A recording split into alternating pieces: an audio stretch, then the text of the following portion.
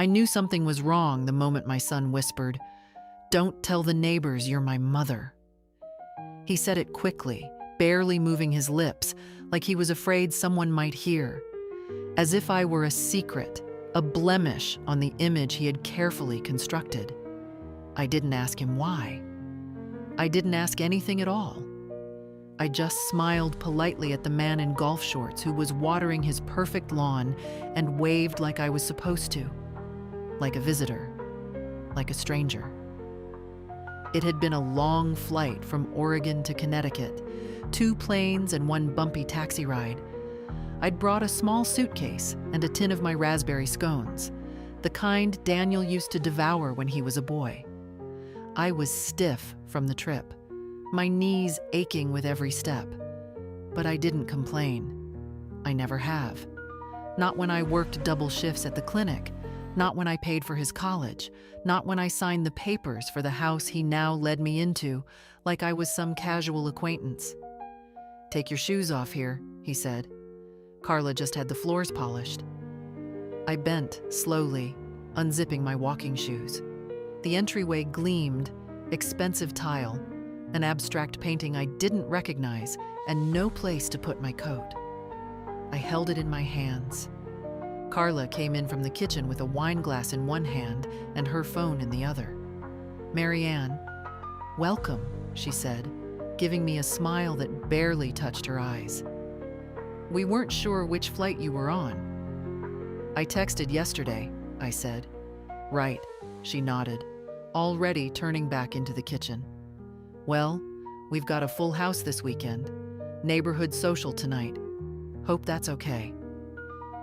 Daniel took my coat wordlessly and hung it in a narrow closet next to the door.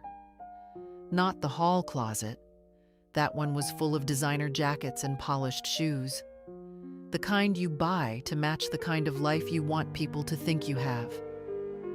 I walked into the living room. It was beautiful, I'll give them that. Neutral colors, sharp corners, everything curated like a magazine spread. Not a single picture of Daniel as a boy. Not one photograph with me in it.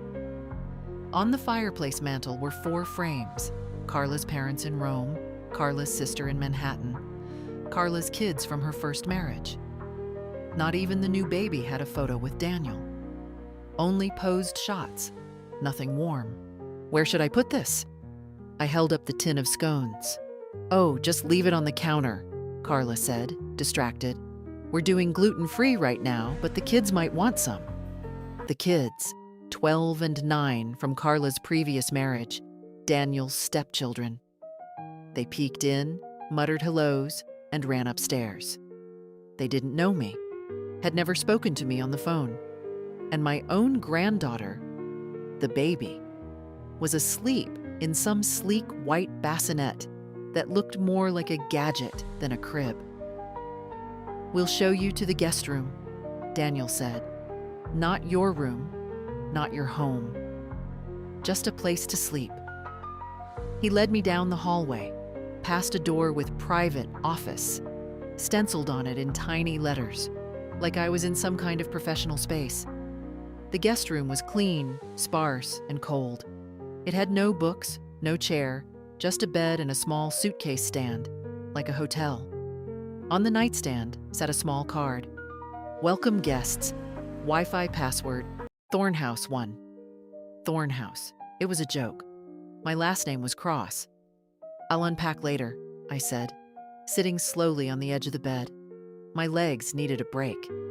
Daniel hovered for a moment, then said, "Just try to be relaxed tonight. It's mostly Carla's circle, you know. Doctors, architects, that crowd." "Of course," I said. What I meant was, I understand I'm not supposed to speak too much, not supposed to say who I am. I'm just window dressing." He left the room, closing the door gently behind him. I stayed sitting there, looking at the blank white walls. Then I opened my purse and checked for the envelope. Still there. The original deed. Because Daniel couldn't get a mortgage on his own, he'd needed me. My name was still on the ownership. Legally, this house was mine as much as his. In fact, more so. I'd paid the down payment in full. $240,000 from my savings, the money I'd built up over decades. He said it was just a formality. Just help me start, Mom. It's our family's future. I believed him. I always believed him. I pressed the envelope flat in my lap, ran my hand over the top.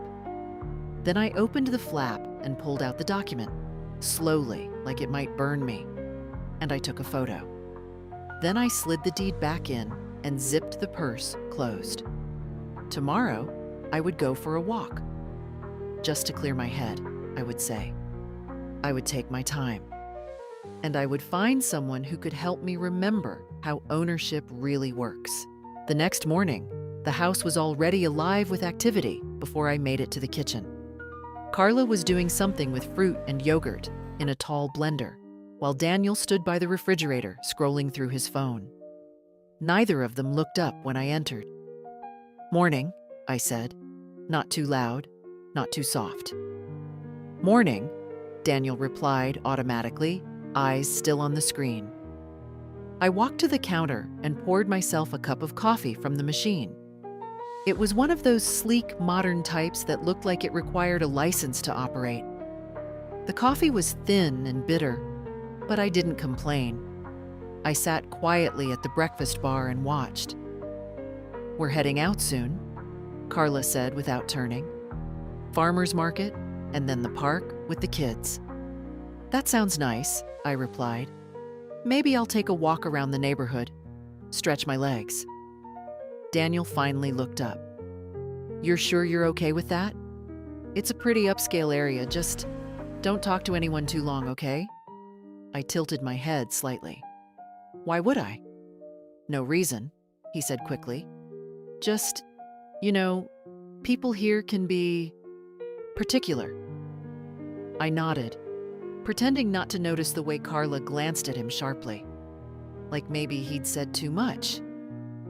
After they left, I stood alone in the silent kitchen. The counters gleamed. The fridge hummed. The baby monitor blinked softly on the table. I picked up my coffee and walked through the rooms. I'd never been here before, never invited.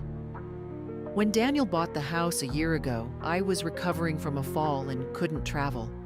And after that, he always had reasons. Too busy. Too much going on. Carla wasn't feeling well. The house wasn't ready. Now that I was finally here, I saw what ready meant.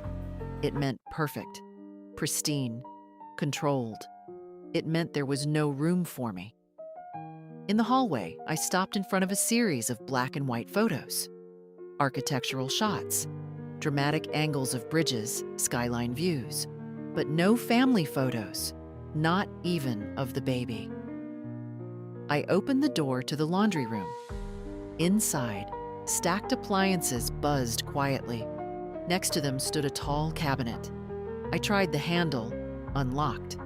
Inside were files, envelopes, household paperwork.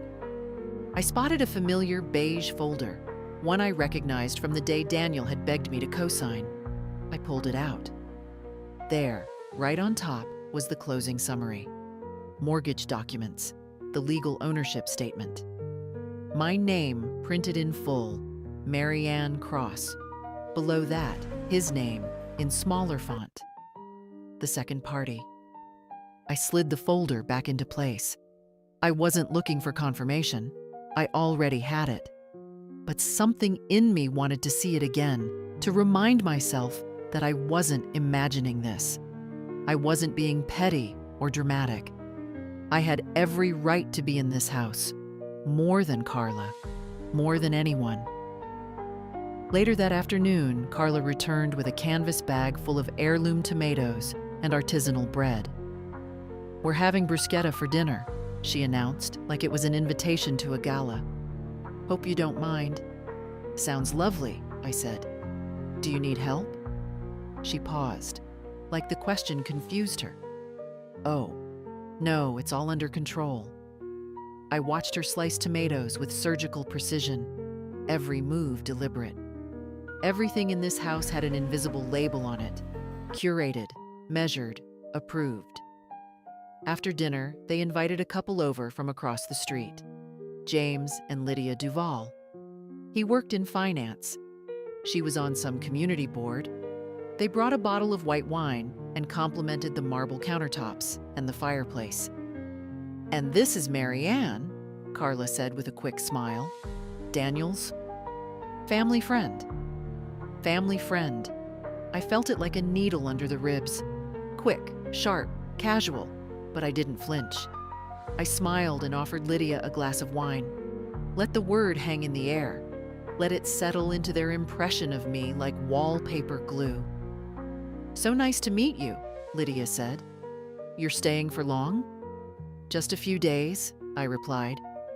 "It's always nice to visit places you've invested in." Her brows lifted slightly.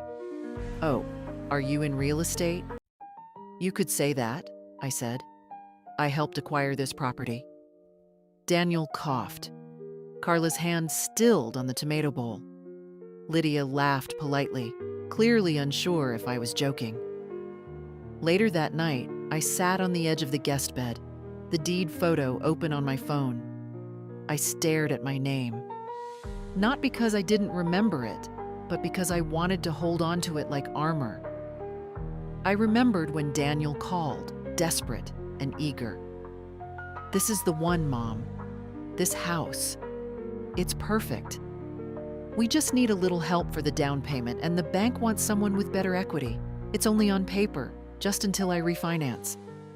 I said yes without hesitation. I always did. I sold bonds I'd been saving since my late husband passed. Took a hit on the taxes. I told myself it was worth it. I was building something for the next generation.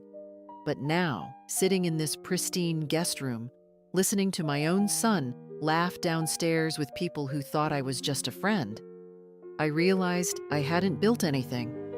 I had just rented love. On a very short lease. The next morning, Carla greeted me with a schedule. "We'll be out most of the day. Soccer for Nathan, then a baby sensory class," she said, placing a neat list on the kitchen table like she was managing a guest at a retreat. "You're welcome to stay and relax." Relax. That meant stay out of the way. Don't be seen, don't be heard. Daniel added, "There's food in the fridge if you're hungry. Just help yourself." As if I hadn't cooked every meal of his childhood from scratch. As if I didn't know how to feed myself. I nodded. "Of course. You two go enjoy yourselves." They left in a flurry of baby bags, strollers, and choreographed urgency. The door clicked shut, and silence fell over the house like a heavy curtain. I stood in the kitchen for a while, holding my coffee. Then I opened the refrigerator. It was full of green juices, containers labeled with calorie counts, pre-cut vegetables, and protein bars.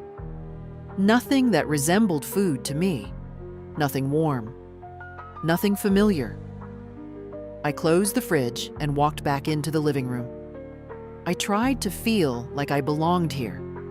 I sat on the sofa, picked up a glossy magazine, flipped through 3 pages, and set it back down. That's when I noticed it. A small gallery wall near the staircase, 6 framed photos in a perfect grid. Carla's family, of course. Her parents on a sailboat. Her children at a beach. Even the baby in a sepia-toned professional shoot. No photo of Daniel, no photo of me, nothing to suggest he'd ever had a life before this one. I wandered upstairs. Slowly. My knees creaked, but I took my time. At the top, a long hallway stretched out, doors closed neatly on both sides.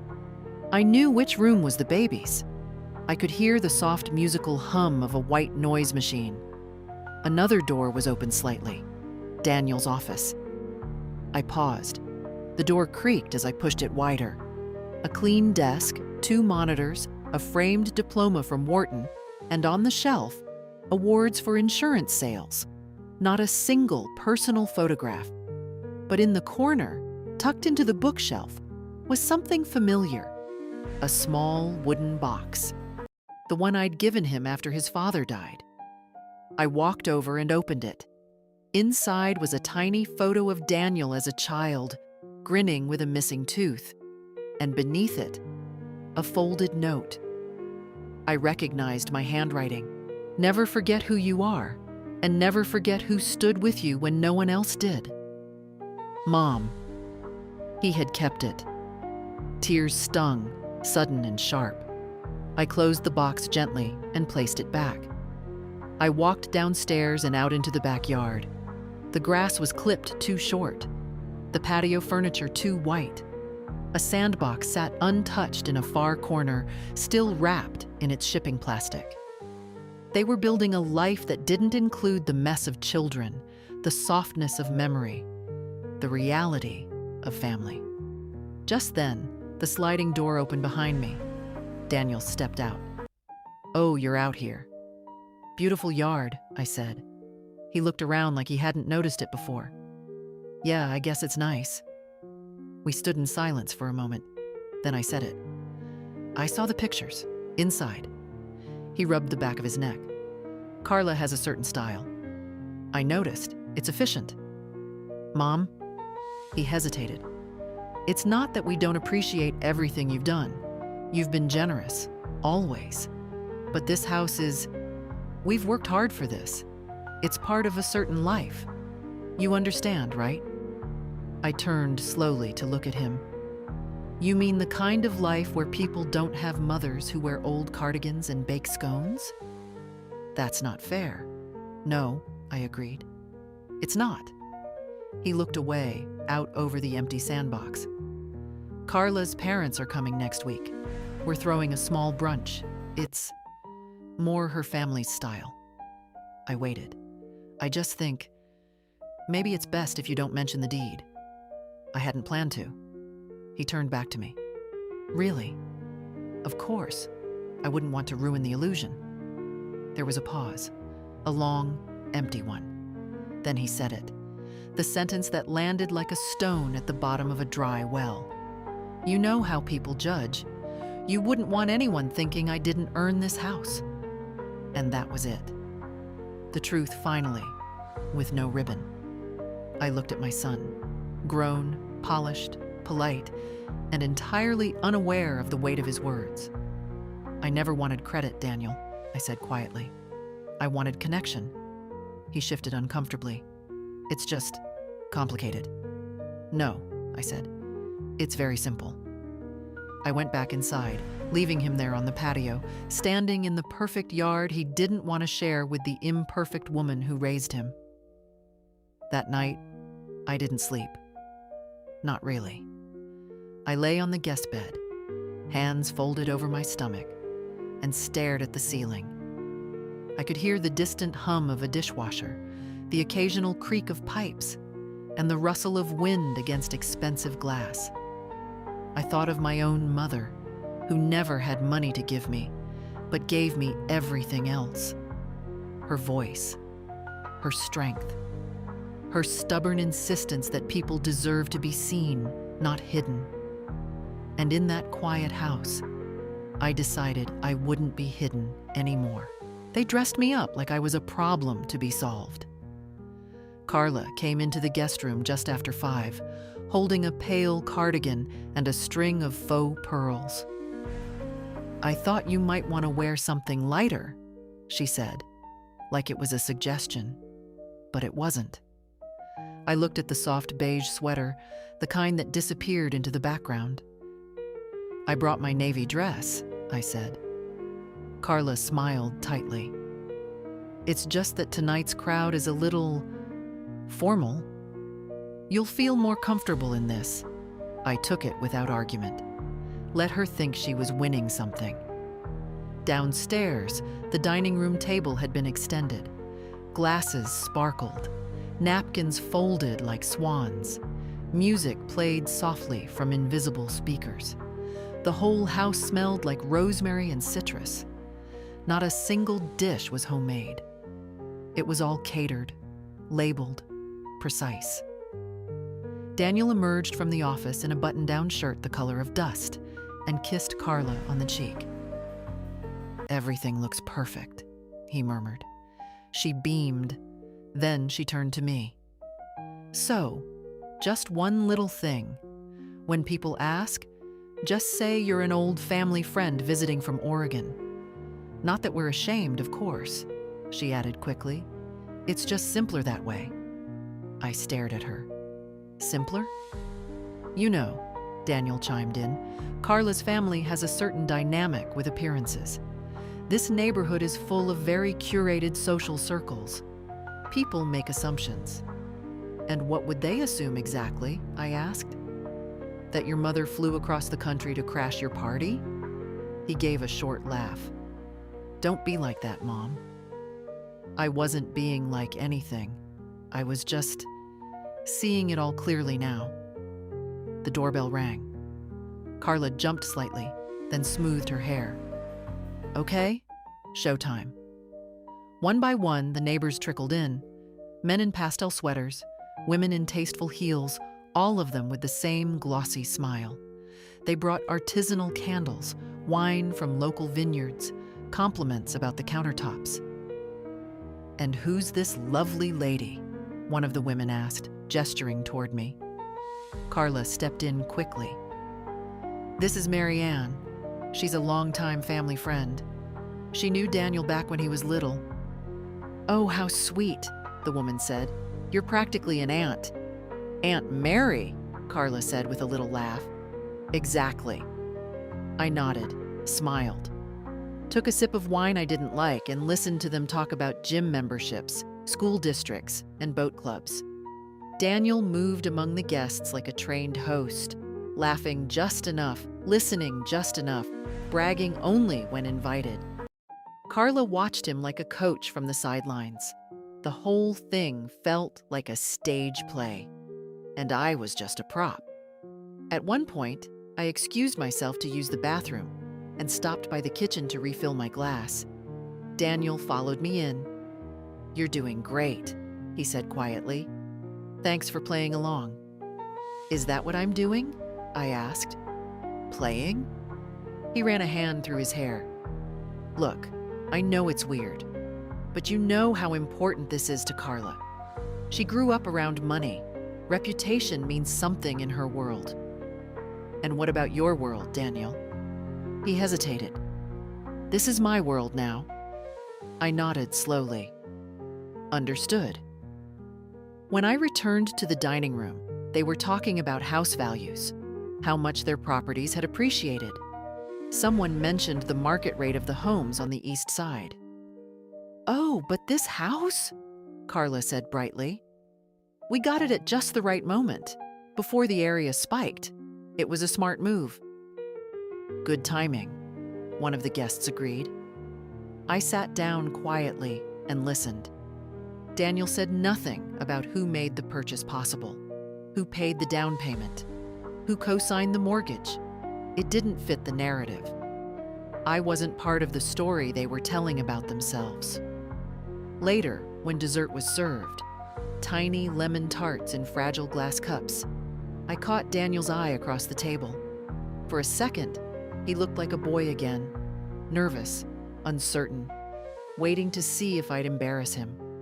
I held his gaze and smiled, not kindly, not unkindly, just enough to remind him I wasn't forgotten. I was quiet, but not erased. When the guests finally left, one of the men patted Daniel on the shoulder.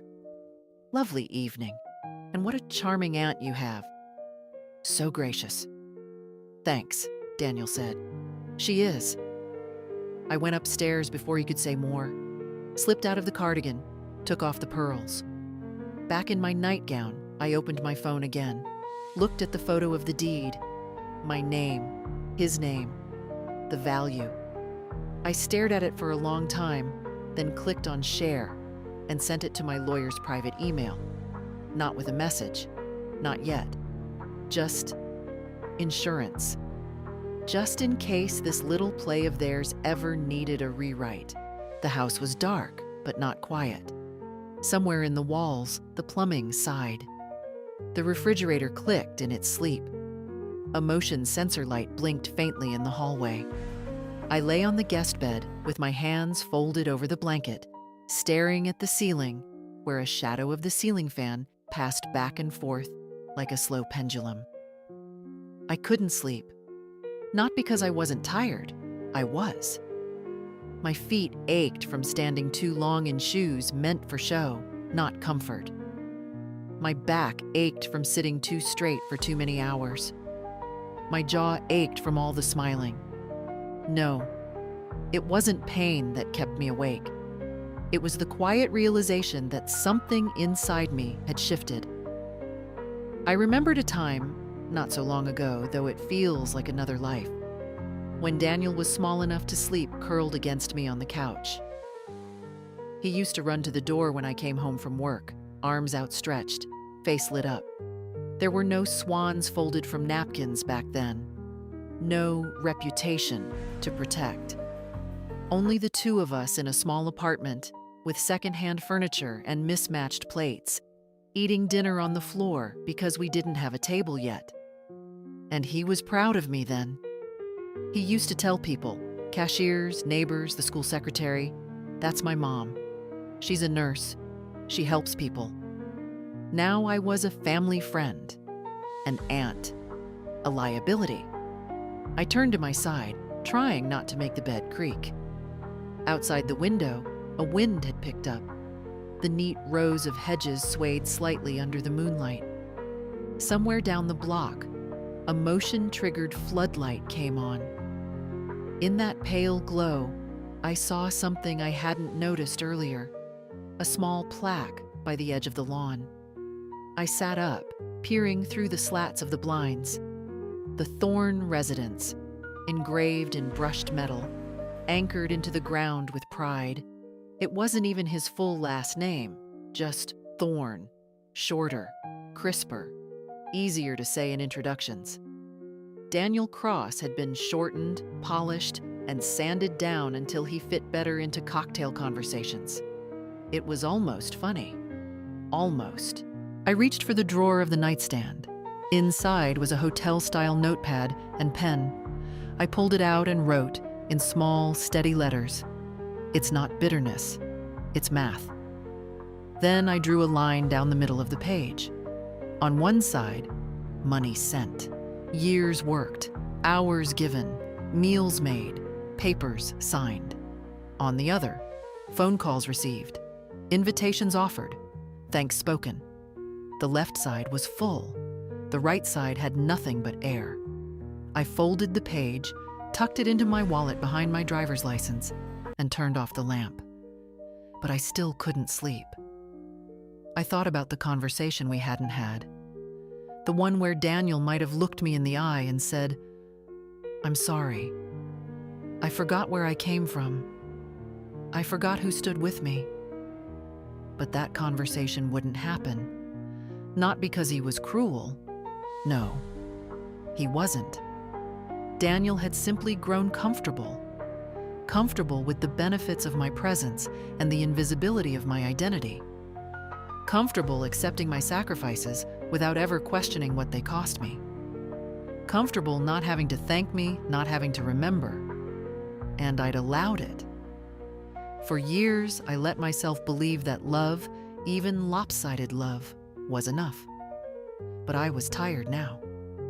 Not just in my bones, but deeper, in the parts of me that had carried hope for too long without rest. I'd given him this house. I'd watched him host his new life in it. I'd heard the careful omissions, the revised introductions, the tidy edits to history. I'd smiled through all of it. But now I was awake, fully awake, and I couldn't unsee it. I swung my legs over the side of the bed and stood slowly, walked to the closet where my suitcase sat, and opened the small front pocket. The envelope was still there. I took it out again, unfolded the deed, and stared at the date. October 17th, the day we closed on the house, the day I wired the money, the day I bought him the future he didn't want to share with me. And then I noticed something I'd forgotten. The deed wasn't just a name. It wasn't just ownership. It included a clause, a line added by my lawyer at my request. No changes in ownership, refinancing, or sale may be executed without written consent of the primary deed holder, Marianne Cross. He couldn't even sell this house without my approval. And suddenly, I felt calm. Not vindictive, not angry, just clear. There would be no shouting, no letters, no drama. Just the slow, steady turning of the wheel back into my hands. It was still my house, and he had forgotten what that meant. By morning, I had made a decision. Not loud, not theatrical, just quiet and final, like a door closing with a soft click. The house was empty again. Daniel and Carla had taken the baby to a music development session. The older kids were at school. I stood in the kitchen, still in my robe, drinking coffee that tasted like cardboard and planning my steps. First, confirm the document. The original, not just the copy in my purse. I knew where it was. I had seen the beige folder in the cabinet in the laundry room, tucked between home warranties and appliance manuals. At the time, I hadn't wanted to touch it. Now, I wanted nothing more. I walked across the house slowly, not sneaking, just moving like I belonged, which legally I did. The laundry room was quiet. The dryer had stopped running. I opened the cabinet, reached for the folder. Inside, nothing had changed. The original deed, signed and notarized. My name first, his second. My signature, dated in ink I remembered buying from a small store in Salem, the kind of pen you don't throw away.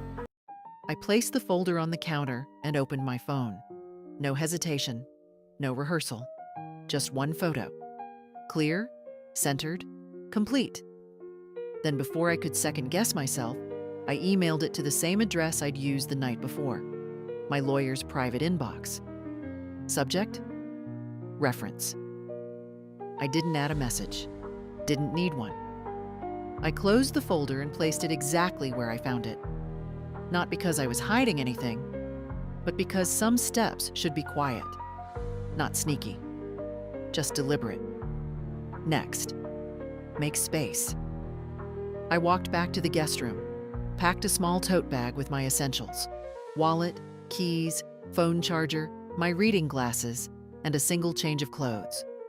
I left the rest in the closet, hanging undisturbed. The suitcase stayed by the wall. The bed remained made. I didn't plan to run. I planned to move. With intention. With structure. I made myself a sandwich with the cold roast chicken in the fridge. Ate standing up, looking out the window at the street full of driveways and identical mailboxes. At noon, the door opened. Carla's voice carried in. Let's put her down for a nap before she explodes. They were back. I walked to the front hallway and met them just as Daniel was putting the baby's car seat down. Would you mind if I had a little time here on my own? I asked. Just for a day or two. You've been so generous. I thought I'd stay and enjoy the quiet after you go to that resort thing you mentioned. Carla looked at Daniel. He blinked. You mean while we're at the water park? It's just the weekend, Mom. Exactly, I said. I'll clean up after myself. Won't be any trouble. Carla gave a quick, rehearsed smile. Of course. That would be lovely. It's just, we hadn't planned to leave the baby with you. Oh, heavens, no, I said lightly. You'll all go. I'll have the house to myself. A little retreat. I could use the rest. Daniel nodded slowly. Well, sure. I mean, yeah, that works. I could feel him calculating. The baby monitor, the alarm system, the possibility of my doing something that might require explanation to Carla's parents later. But he smiled anyway. You deserve a break, he said. After all you've done for us. Funny. That was the first time he'd said anything close to that since I arrived. They left the next morning in a rush of bags and sunscreen and instructions about garbage days and thermostat settings. Carla kissed the baby 3 times before Daniel finally said, "Come on, we're going to miss the check-in window." I stood in the doorway, waving, holding the key fob like any trusted guest. Then I closed the door behind them, locked it, and leaned my back against the smooth white paint. The silence that followed wasn't empty. It was full of the sound of truth returning to the walls. I walked into the living room, sat in the armchair I hadn't dared to touch all week, kicked off my shoes and stretched my legs. This was not revenge. This was not an outburst. This was restoration. In the afternoon, I called a car service and arranged for a courier to deliver a copy of the deed to a law office 2 towns over. I didn't call Daniel. I didn't warn him. And I didn't feel cruel. I felt clean. At sunset, I made myself tea. Real tea with leaves. I found a small ceramic mug pushed to the back of the cupboard, one with a crack near the handle, probably used once and set aside. It was perfect. I sat on the back patio as the sky turned gold and listened to the hum of sprinklers kicking on in unison down the street. Tomorrow, I would call my lawyer. Tonight, I would enjoy the home I'd paid for. The one where, for once, I wasn't a guest. The sun rose without asking permission. I was already awake, sitting at the kitchen table with a notepad and a pen I'd found in Carla's drawer. Monogrammed, of course. Outside, the hedges were being trimmed by a uniformed man with earbuds.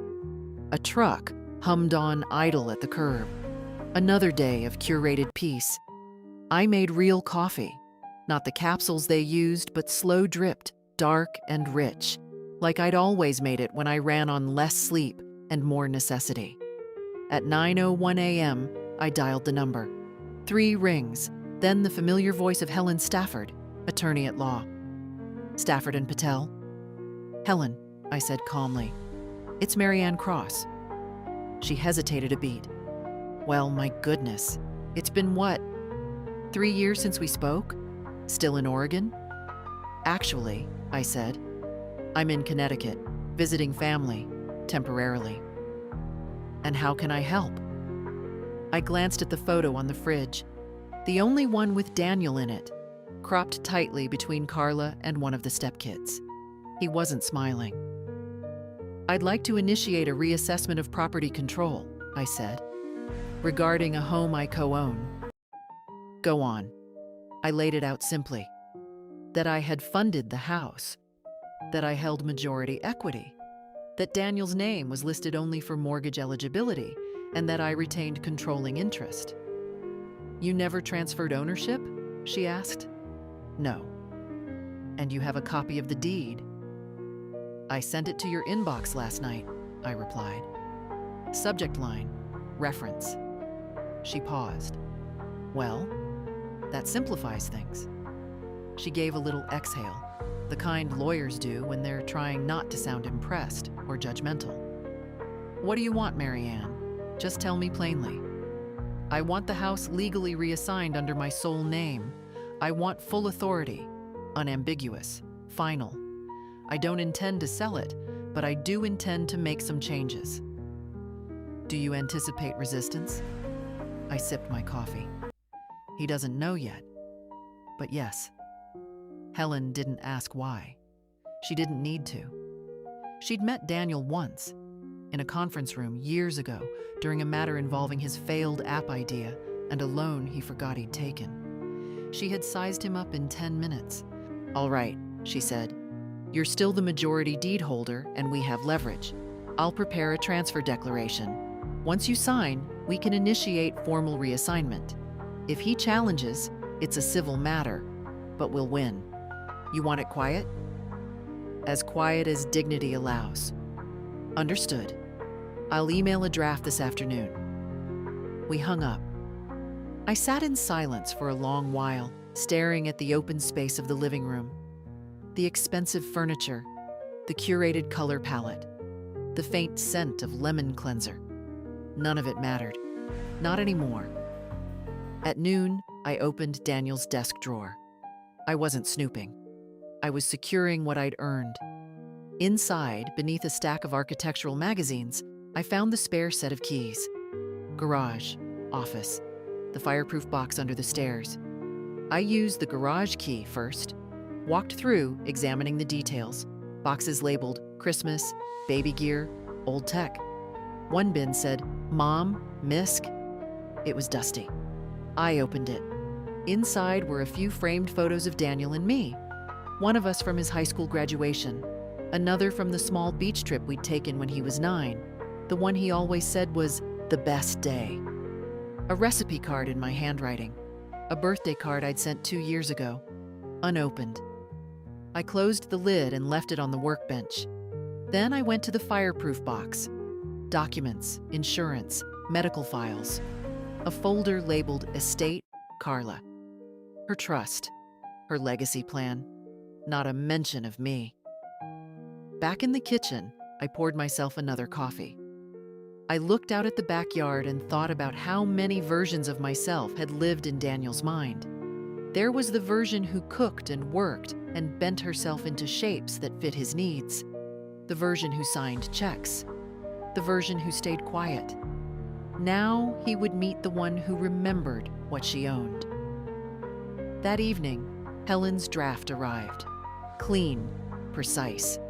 No unnecessary language. A quiet assertion of what was already mine. I signed digitally. Sent it back. A final message from Helen followed. Once filed, he'll receive formal notice, but if you'd rather tell him yourself, you have until Tuesday. I closed the laptop, turned off the light. Let him have 2 more days of his illusion. Let him sip wine on the patio of some overpriced hotel, thinking he'd built a perfect life. Let him think his mother stayed in the background. I would wait. And then I would knock on the front door of the life he'd excluded me from, not as a guest, but as the owner. Because sometimes silence isn't surrender. Sometimes it's strategy. The day before they left for the water park, I found the right moment. We were in the kitchen. Carla was arranging little containers of snacks, gluten-free pretzels, carrot sticks, dried mango. Daniel was folding towels into a beach bag. Everything was moving fast, but their minds were already on vacation. I was thinking, I said casually, if you're comfortable with it, I'd love to stay here this weekend. You know, while you're away. Carla looked up, her hand hovering over a plastic container of sliced grapes. Oh, she said, trying to sound neutral. Just for some rest. The house is so peaceful without all the running around. I don't get quiet like this very often.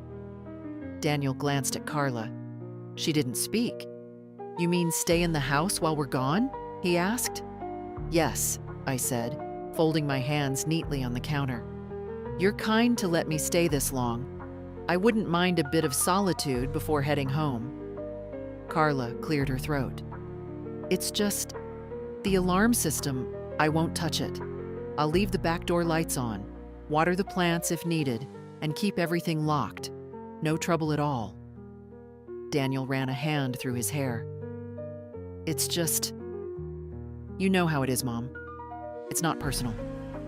No, of course not, I said gently. It's never personal. That landed. He flinched slightly. Carla said, well, if it's just a couple of days and you're comfortable. I am, I nodded. And I'd feel better knowing someone's here, watching over things. We both know houses don't like being left alone. That's a phrase he'd heard before. My husband used to say it, years ago, about the cabin we rented one summer. Houses are like people. They get cold when forgotten. Daniel looked at me, and for a second, something shifted in his expression. Like he saw it. The past. The memory. But then it was gone. He reached into the kitchen drawer and pulled out a ring of keys. Here, everything's labeled. Garage, back door, mailbox. I took them without ceremony, slipped them into my purse like they weighed nothing at all. "Thank you, sweetheart," I said, and I meant it. Just not the way he thought. Carla went back to her snack containers. Daniel adjusted the strap on the diaper bag. I stood at the kitchen island and watched them pack the life they'd built. Efficient, detached, polished. They left the next morning before the sun was fully up. Carla double-checked the car seat, then triple-checked the fridge, then kissed the baby 3 times while Daniel carried suitcases to the trunk. I stood on the porch, wrapped in a shawl, holding my travel mug. "Text me if anything comes up," Daniel said.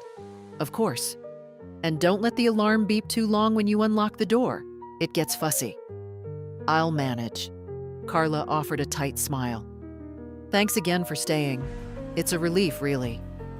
I smiled back. "Enjoy the water. You all deserve a break." Daniel leaned in and kissed my cheek. A formality. Then they were gone. Tail lights fading into the soft morning mist. I didn't wave. I went back inside and locked the door behind me. Walked through the house room by room, not inspecting, not claiming, just observing. It was a beautiful space, designed for other people's approval. In the guest bathroom, I found a drawer filled with small lotions and unopened toothpaste tubes, the kind you find in hotel bathrooms. I imagined Carla refilling it every few weeks, hoping no one ever opened it, but also hoping someone might, and be impressed. In the upstairs hallway, I noticed a faint scuff on the wall, likely from a stroller wheel.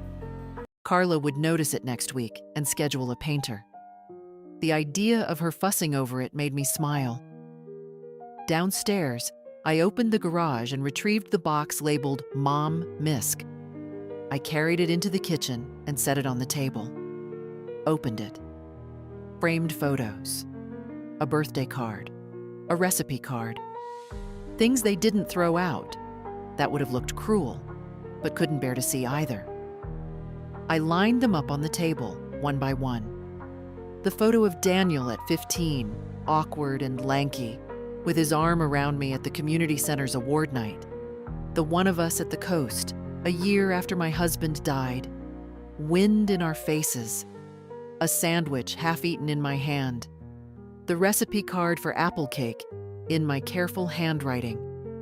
I set them out like evidence in a quiet courtroom. Then I left them there and went into the study. Opened the laptop. Logged in with the password Daniel once showed me. Carla 1984. I opened a browser tab and went to the county's property portal. Typed in the address. Saw both names still listed. Marianne Cross, primary. Daniel Cross, secondary. Still true. Still legal. Still mine. I left the page open, the evidence clear. Then I sat back in his office chair and rested my hands in my lap. I had the house. I had the keys. And now, I had time. They were gone. Not in the sense that they had disappeared. They would return eventually, as scheduled. But in that moment, they were fully gone. The echo of the garage door sliding shut behind their SUV felt like the final line in a chapter I hadn't written, but now claimed. I stood barefoot on the kitchen tiles, the key ring still warm in my palm. Outside, the morning light poured through the wide windows, filling the house with a kind of hollow brightness. No voices. No monitors blinking. No baby toys scattered across the floor. I had never heard this house quiet before, and now that I had, I realized how loud it had been. Not in sound, but in noise. Noise of pretending, of performance, of being tolerated. Now, it was just a structure. Wood, stone, glass. A thing without language or pretense. And it was mine. I went to the pantry and took out a proper mug. Not one of their dainty espresso things, but a big, chipped ceramic mug I'd noticed shoved in the back, clearly forgotten. I filled it with hot water and added a bag of strong black tea from my suitcase. Carla had all kinds of infused herbs and loose leaf blends, but none of them tasted like anything. Just vapor. Just fashion. I took the mug outside to the back patio. The chairs were white and too stiff, but the view was pleasant. A stretch of green lawn ending in tall hedges, beyond which sat another near-identical house, and another, and another. Identical boxes with different names. I sat, and for the first time in days, let my shoulders drop. It was strange how quickly comfort returned when performance left. For a while, I just listened. Not for any reason, just because I could. A distant bird, the wind moving in neighbors' chimes, the soft tick of the cooling patio stones. I thought about Daniel, speeding down the freeway, music low, baby gurgling in the back seat. Carla would be checking the itinerary, asking where they'd stop for lunch. He'd nod, agree, do what he was told. That had always been Daniel's skill, adapting, blending into whatever shape his life required. It served him well in business. And it served him well in erasing me, but not completely.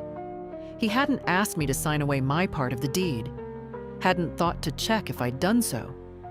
Maybe he'd assumed I had, that I'd forgotten, or let it slip. That was always his mistake. Thinking love was the same thing as surrender. It never was. Love gives, but it remembers.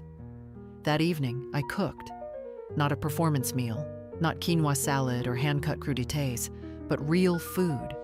I found flour, butter, eggs, made biscuits from memory, roasted a chicken with thyme and lemon, made a salad with too much vinegar, the way I like it. I set the table for one.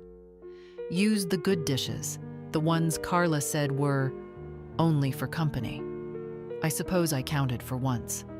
I poured a glass of red wine from a bottle they'd tucked in the back. The cheap one, not the wine she'd set aside for guests. That was fine. I never liked expensive wine anyway. It always tasted like effort. I ate slowly. No TV, no music, just the sound of silverware on porcelain and my own breath, calm and steady. After dinner, I walked through the house again, room by room. In the baby's nursery, I sat in the rocking chair for a moment. It was brand new, barely used, the kind that made no noise. When Daniel was born, I had a wooden rocker that groaned every time I moved. He used to fall asleep to that rhythm. Groan, creak, rock, creak. I could hear it still. I looked at the books on the shelf. All new. None with folded corners. None with smudges from little hands. Just display. In the guest room, my room for now, I took out my suitcase and packed only the things I would need for 2 more days. The rest, I placed in the closet neatly. There was no hurry. The deed transfer had been initiated. My lawyer would notify Daniel in due time. Until then, I wasn't moving. I wasn't hiding. I was simply home. I ended the night on the couch with a blanket and a crossword. The kind I used to do with my husband before he died. We'd sit together, taking turns, arguing over clues. It had been years since I'd done one out loud, but I found myself whispering as I wrote. 4 letters. To own, answer, hold. The pen felt good in my hand. The lights dimmed softly on their own. A timer, probably. But I stayed there a little longer, not asleep, just still. It was quiet. It was enough. The next morning, I dressed with purpose. Not in anything fancy, just slacks, a pressed shirt, and the shoes I wore to church back home. Polished, reliable, shoes for walking into rooms where decisions get made. I ate breakfast slowly. Toast, butter, 1 soft-boiled egg. I sat at the kitchen island and watched the light shift across the counter. The granite gleamed under the morning sun. Expensive, cold, and already mine. At 10 a.m. sharp, the doorbell rang. I opened it to a woman in a dark blazer, tidy hair, and soft eyes behind wire-frame glasses. "Marianne Cross?" she asked. "Yes." "I'm Layla Ross. I'm here on behalf of Stafford and Patel." She stepped inside with quiet confidence, carrying a slim leather folder and a tablet. Her presence didn't disturb the house. She fit into the silence. We sat at the dining table. I'd cleared it of Carla's decorative candles and the unread copy of Architectural Digest that always sat open to a random page. Layla opened the folder. "This is a standard reassignment packet.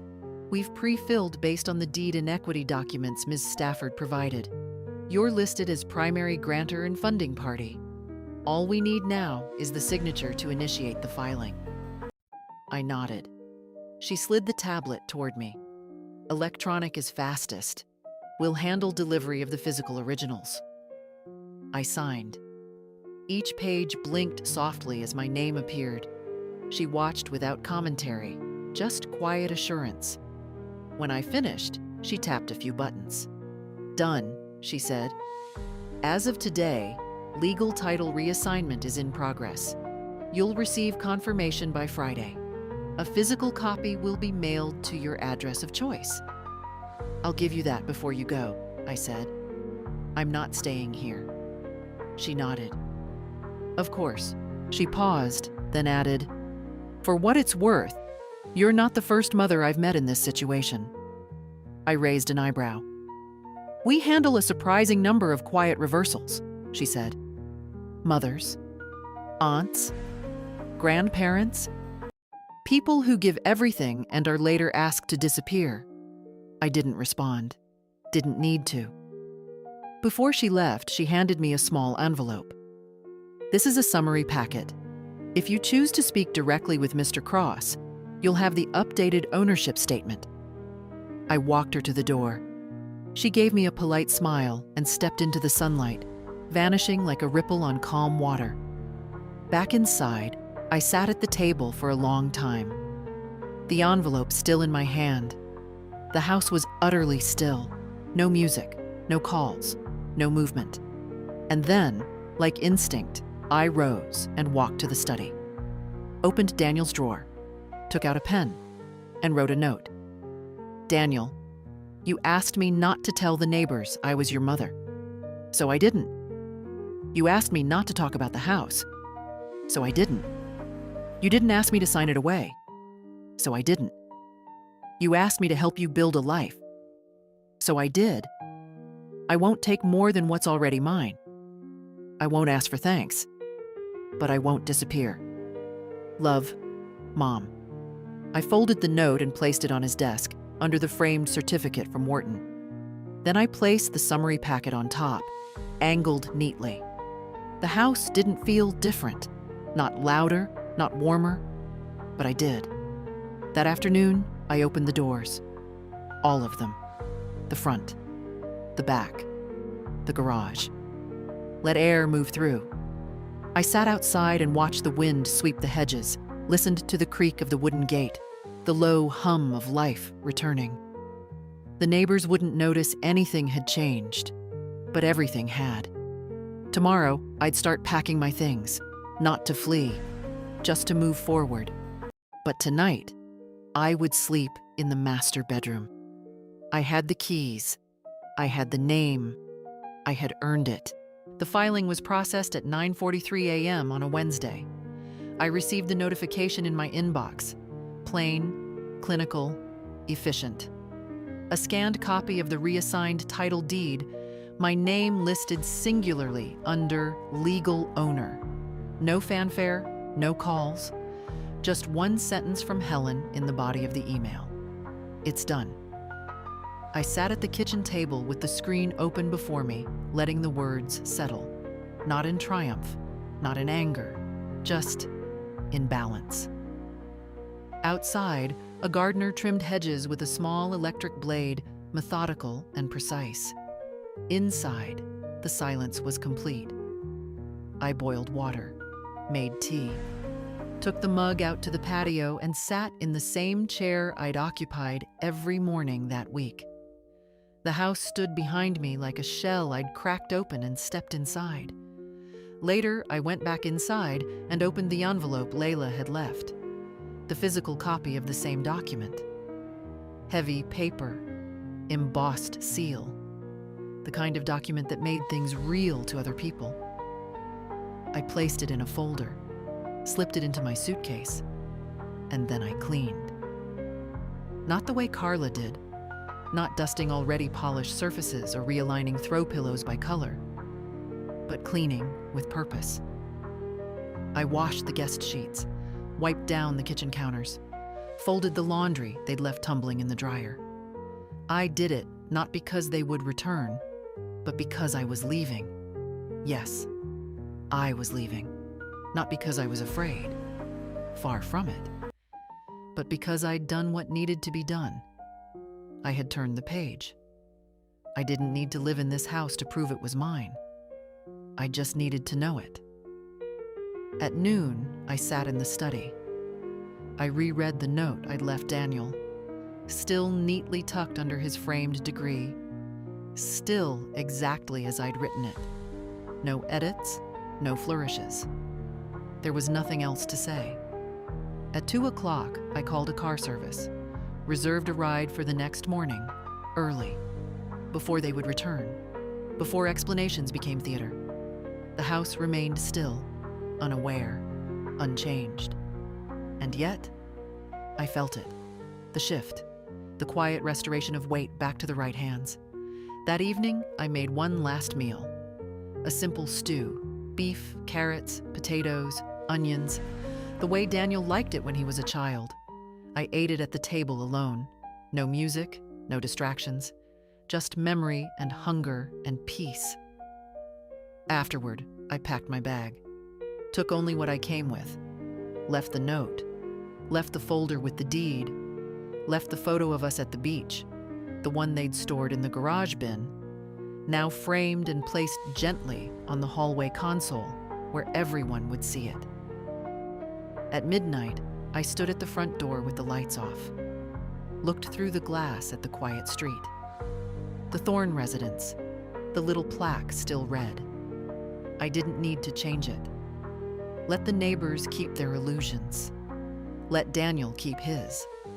But when he opened that folder the next morning, when he saw my name, alone, undeniable, he would understand. This wasn't a threat. It wasn't revenge. It was just the return of what had always been mine, and it no longer needed his permission. They returned on a Sunday. Carla stepped through the door first, her voice already elevated from the baby's whimpering in the car. "Can you get the diaper bag? And the cooler? It's got the breast milk." Daniel followed, keys still in hand, dragging a suitcase behind him. The wheels thudded softly against the entry tiles. He called out, "Mom, we're back." No answer. Carla frowned. Maybe she's still asleep. Daniel checked the guest room. Empty. Bed made. Pillows arranged the way she'd found them. Guest towels folded on the bench at the foot of the bed. He opened the closet. Empty hangers. In the kitchen, Carla placed the cooler on the counter and glanced around. She didn't text or leave a note? "I don't know," Daniel muttered, pulling out his phone. Nothing. No missed calls. No messages.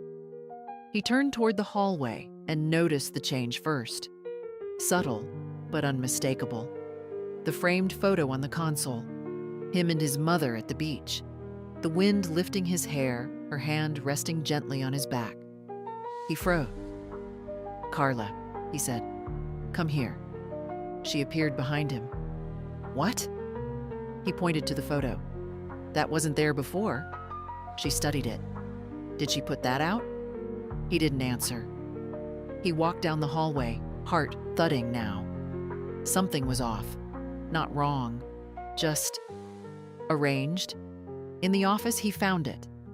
The note, sitting on his desk, folded, tidy, underneath his framed degree. He read it in silence. Carla stood in the doorway. "What is it?" Daniel didn't look up. He picked up the second sheet, the summary packet. The deed, reassigned. His name, gone. Only hers. Carla stepped forward, saw the heading. "Wait, what the hell is this?" Daniel sat down heavily in the chair. The house around him felt suddenly different. Smaller. Not colder, not yet, but altered. Like the ground had shifted a fraction of an inch beneath the floorboards. "She never signed it over," he said softly. "What?" "She never signed away her share. She was always the owner." Carla reached for the papers, scanned them. "No, that's not. This can't be legal." "It is. She said it was just temporary." "She never said that," he snapped. "I did. I told you it was temporary." Carla's mouth opened, then closed. "She paid for it," he said. "The down payment, the equity. She signed the mortgage to get it through underwriting." "And now what?" Carla asked, voice rising. "She just takes it back?" He shook his head. "She's not taking anything. She's reminding us." They stood there in silence, the baby monitor clicking to life somewhere upstairs. A quiet wail, distant. Carla turned, stormed toward the staircase. "You better fix this," she said over her shoulder. Daniel sat in the office for a long time, note in hand. He read it again and again. He tried to be angry, tried to feel betrayed, but instead, he felt something else. The memory of his mother's hand on his back at that beach. The sound of her voice telling bedtime stories. The warmth of a bowl of stew waiting after a hard day. She hadn't shouted, hadn't stormed, hadn't begged. She had simply reminded him of the truth. He folded the note slowly, held it in his lap. Then he picked up the phone. But he didn't dial. Not yet. Daniel didn't sleep that night. Not for lack of trying. He lay in bed beside Carla, who had turned away from him with a forceful finality, her breathing measured, controlled. The baby monitor hissed softly from the nightstand, but the house, his house, was still. Or maybe it wasn't his. That was the problem now, wasn't it? The paper didn't lie. Her name sat alone at the top of the deed in thick, clean font. The seal was embossed, filed, certified. The folder had weight, the kind that made everything else feel suddenly flimsy. He sat up around 2 a.m., careful not to wake the baby. Went downstairs. The hallway light was still on. He passed the photo on the console again, and this time, he stopped. It had been taken with a disposable camera. He remembered the feel of the sand on his feet, the squint of the sun. He couldn't have been more than 10. She wore a hoodie, not a proper beach outfit. She'd thrown it on over her scrubs after a shift. And still, she'd smiled. He'd forgotten that day. Not the event, but the feeling. In the kitchen, he poured himself a glass of water and leaned against the sink. She had stayed here, alone, for 2 days. Cooked, cleaned, sat on the back patio probably listening to the birds, watching the hedges sway. She hadn't rearranged anything. She hadn't touched Carla's vases or the baby's toys. But somehow, her presence was everywhere. Not loud, not chaotic, just undeniable. Daniel walked into the office again and opened the folder for the 3rd time. His name wasn't on it, not even in the footnotes. He tried to remember the moment he decided to leave her off. Not legally. He hadn't removed her. He just let it fade. Let the lie grow in convenience. Told Carla it was temporary. Told himself it was cleaner that way. He'd had the down payment, hadn't he? Didn't that count? Except he hadn't. Not really. He'd called her late at night, voice low so Carla wouldn't hear. "It's just for now," he'd said. "Just to get it through escrow." She'd said yes before he finished the sentence, like she always did. Now she had reminded him what that yes had bought, and he couldn't argue with it. He couldn't even resent her, because deep down, beneath the polished life he'd built, the curated introductions, the Aunt Marianne, and the silence, he knew he hadn't earned any of it alone. He wanted to call her, say something, apologize maybe. But what could he say? "Sorry I asked you to shrink so I could grow? Sorry I borrowed your strength, then painted over it?" At 3 a.m., he went outside. The lawn was damp, the air thick with dew. The Thorne residence plaque caught the porch light and gleamed faintly. He crouched in front of it, ran his thumb across the letters. She hadn't taken it down. That somehow broke him a little. He sat on the step and stayed there until the sky began to shift from black to navy, and the birds started their tentative morning songs. He wasn't sure what kind of man that made him, but he knew what kind of woman she was. And now, finally, so did everyone else. I didn't go back to the house, not because I was afraid or unwelcome, but because it wasn't about the house anymore. I'd made my point. I'd reminded him.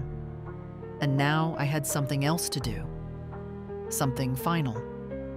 A week after the filing, I sat in a small office in Salem, Oregon.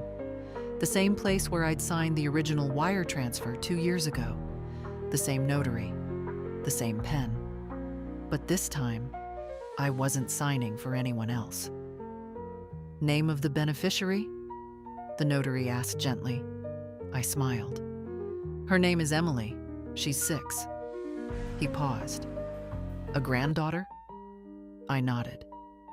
"She won't be able to manage the property until she's—" "I know," I interrupted. "It'll go into a trust. Full transfer on her 25th birthday, or earlier with court petition." He filled out the rest. When I left, I had nothing in my hands, just a digital receipt. No need for ceremony. I took the bus home. 3 days later, Daniel called. I let it ring once before answering. "Hi, Mom," he said. His voice was quiet, hesitant. "I got the documents," he added. "The full reassignment. It's real." "Yes," I said. There was a long silence. Then, "You could have, I don't know, talked to me first." "I tried," I said. "Years ago." He exhaled. "I didn't think you'd really do it." "I didn't think I had to," I replied. "Until I did." He didn't argue. I could hear the sounds of the house in the background. A baby's soft gurgle, a microwave beeping, a dog barking outside. Then his voice again, softer. "You left the photo out." "Yes." "And the note?" "I did." He paused again. "Thank you for not embarrassing me." I smiled, though he couldn't see it. "Oh, Daniel, I didn't do this to embarrass you. I did it to remind you." A quiet beat. "Emily's in school now," he said suddenly. "First grade, top of her reading group." "I know," I said. "She sent me a drawing." He was quiet. Then, with visible effort, he asked, "What happens to the house now?" I let the pause linger before answering. "It goes into a trust," I said. "For Emily. I've signed it over. She'll inherit it when she's old enough." Another silence. Longer this time. That's fair," he said finally. "I mean, it's more than fair." "Yes," I said. "It is." We didn't say much after that. Later that week, I received a package. No note, just a small photo frame. The same one from the hallway console. Us at the beach. I placed it on the shelf near my front window, next to the one of my husband in his uniform, next to the ceramic handprint Emily had made in preschool. A few weeks later, Emily called. "Grandma?" she asked. "Yes, love?" "Daddy says you gave me a house." I laughed. "Not yet." But one day, if you want it. She was quiet, thinking, will it still have the big bathtub? If your parents don't change it, yes. Can I paint my room pink? You can paint it anything you want. She giggled. Then, seriously, will you live there with me? No, sweetheart, I said gently, but I'll be nearby. Promise? I promise. She paused. You're not mad at Daddy anymore? No, I said, and I meant it. Not anymore. Because it wasn't about anger. It never had been. It was about memory, about dignity, about putting my name back where it belonged, and making sure the next generation knew where things came from. So that one day, when Emily walked through those doors, she'd know the truth. Not just about the house, but about the woman who made sure it still stood. The days grew quieter after that. Not emptier, just quieter. Like a room after a good conversation when everything important has already been said. I tended to my little garden again, took walks to the post office, baked more often, sent letters. Emily wrote back sometimes, in crooked, bold letters with drawings in the margins. Once she sent me a picture of the house, drawn in pink crayon with stick figures outside. She labeled them. This is me, she wrote over the girl in the window. This is my house. And then below it, in smaller print, Grandma's house too. I kept it on my fridge. Daniel didn't visit, but he called. On birthdays, on holidays, sometimes just to check in. He never mentioned the deed again. Neither did I. Because it wasn't about winning. It was about not vanishing. Carla never called. That was fine. We'd both said enough. And the house, that big, careful house, stood where it always had. A little quieter now, maybe. A little more honest. Daniel stopped calling it the Thorne Residence. The plaque disappeared from the lawn one day. No announcement, just gone. I was told Emily asked about it, and Daniel said, we don't need it anymore. I liked that. One spring afternoon, I sat on my porch with a blanket over my knees and watched the wind carry petals down the sidewalk. The sun was warm, not harsh, not demanding, just there, like I was. And if someone were to ask what happened, how a mother could fly across the country and leave with more than she arrived with, I'd tell them this. Sometimes silence isn't weakness. Sometimes love has teeth. Sometimes the quietest woman in the room owns the floorboards under everyone's feet. And sometimes the house does remember who built it. If this story stayed with you, share it. Let someone who forgot their worth remember it again.